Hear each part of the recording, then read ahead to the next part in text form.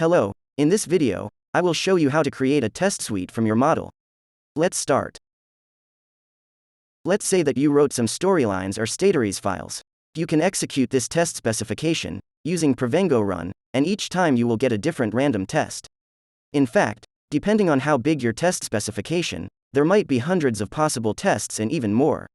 Therefore, if you want to cover certain aspects of your system behavior, you will need to use an advanced method for a test suite generation, called Ensemble. First, we sample the test specification and generate a dataset of possible tests. The test suite will be automatically constructed from this dataset, so we want it to be large. Don't worry, we are not going to run all these tests. To generate a dataset with 1000 samples, we just need to run Provengo sample-size equals 1000 in the path to our project. Once we have this dataset, we use artificial intelligence for automatically generating test suites that cover the desired behavior, and eventually ensemble the best test suite that we found. To ensemble a test suite with 100 tests, we need to run Provengo ensemble-suite-size equals 100 in the path to our project. To evaluate the quality of each possible test suite, we must provide a ranking function to the artificial intelligence. Let's see how to do that.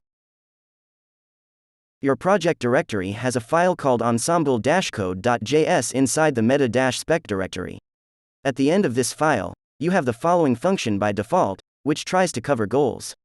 A goal is a user-defined list of checkpoints, or events, that we want to cover. For example, let's say that we are testing an online store and want to test the add to cart and the checkout functionalities. To do that, we define these events as goals, as you can see on the right. In this case, for each ensemble, the ranking function will calculate the number of times that goals were achieved.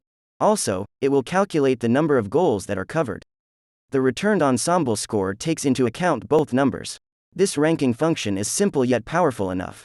Consider the options. You can create a different set of goals for nightlies, integration, new versions, etc. Many bugs are caused because two events happened in the wrong order. For example, you read from memory before writing to it. To catch such bugs, we want our test suite to be diverse and include as many pairs of events as possible, which is what you see in this ranking function. You can also write your own, domain-specific functions, such as functions that prefer test suites that include at least 3 regular orders and 1 premium order. Now that you know how to create a ranking function and how to create an ensemble, I want to show you one of the ways to minimize the size of the test suite without affecting its quality. This can be useful in cases where executing the tests is costly. You can start by creating an ensemble of size, let's say 100. If you are satisfied with the rank, you can run the ensemble again, this time with only 50 tests.